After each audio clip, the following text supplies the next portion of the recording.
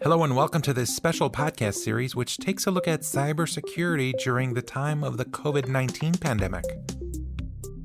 I'm Peter Ballin from Technicon, and in the last episode we talked with SPARTA coordinator Florent Kishna about some of the software tools that have gained in popularity since the COVID outbreak. He praised them for efficiency and convenience, but went on to explain that teams using these tools may not have the opportunity for real brainstorming since everyone is in different locations. This prompted the question, will this ever change?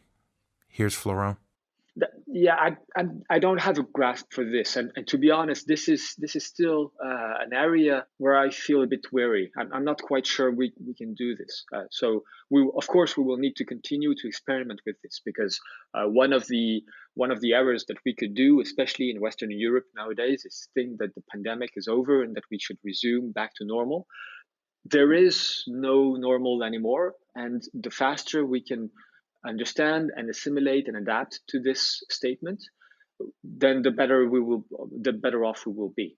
So we'll need to adapt to this, and we'll need to figure out how those creative endeavors, such as brainstorming sessions, can happen either remotely or in a place where we can ensure the safety of everyone effectively. And we've had a number of internal discussions about this. We're experimenting with things such as brainstorming sessions in the same room but on different areas of the rooms, and trying to structure some of those sessions throughout these types of constraints. Again, this is something where that makes me worried, because our business and SPARTA strongly believe that creativity is a major point of enabling strategic autonomy in Europe in cybersecurity. So we need to make sure that we don't lose that creativity, and hopefully transform the constraints that are the constraints of this new situation into creative outlets that we can leverage throughout. What's at stake here is cybersecurity nowadays, because you've seen me talk about the use of additional tools to enable creative discussions, to enable our craft as computer scientists, as electronics engineers.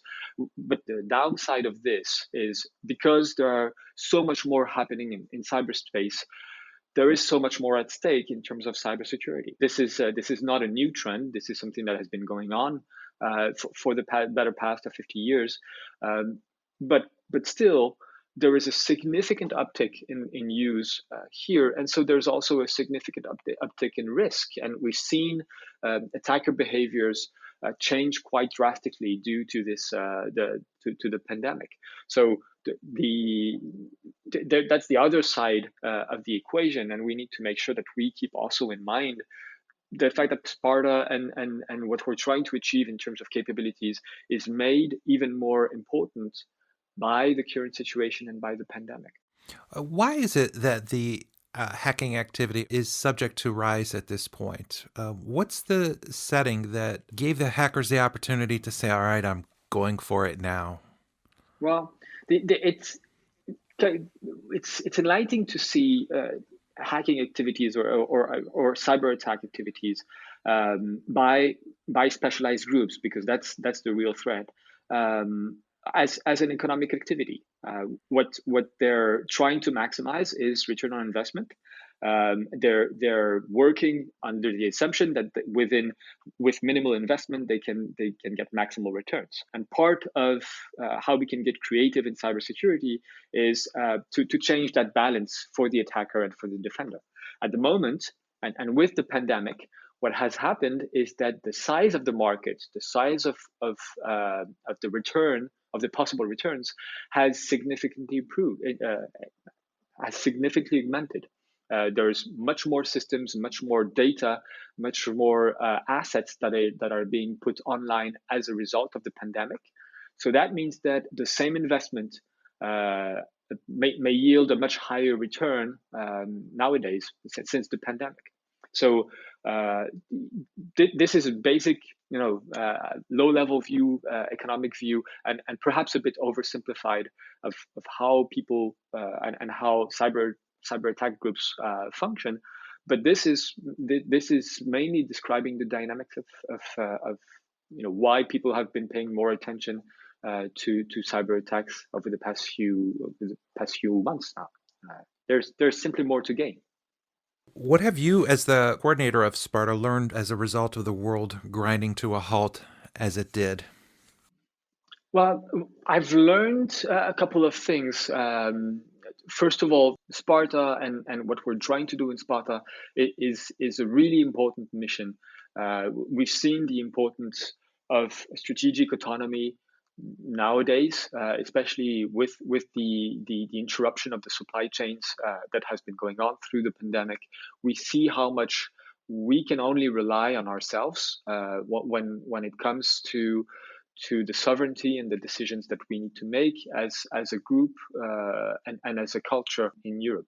I've seen also, so that's the first part of it. The second part of it is that we've seen how much different groups, different countries react under duress, and we've seen how much the values and the values of the European Union are a beacon throughout the world in situations where it's easy to attack science, to attack society, to attack inclusiveness, to attack diversity, and I think that there's definitely a lot of lessons to be learned for us as Europeans when we see the world make or major countries in the world make turns in directions that are contrary to the core values that we hold as European citizens today.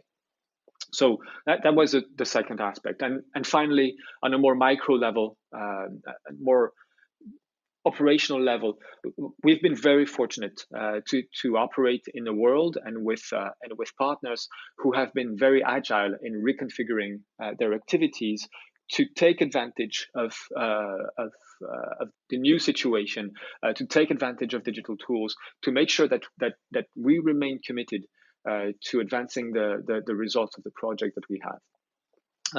And so for this, I'm very grateful that we were able to do this. I think there's some kind of serendipity here at play too, and definitely some luck. If this was not a computer science project, and if it was I don't know, an archaeology project, we would not be able to get together on a digging site because of confinement issues, and that would just end any discussions about continuing work and transitioning to online tools. So yeah, kind of fortunate also to be operating in a domain where this conversation is even possible to start with. I'd like to read you a quote, and this is from the World Economic Forum. "We should prepare for a COVID-like global cyber pandemic that will spread faster and further than a biological virus with an equal or greater economic impact." What do you make of this?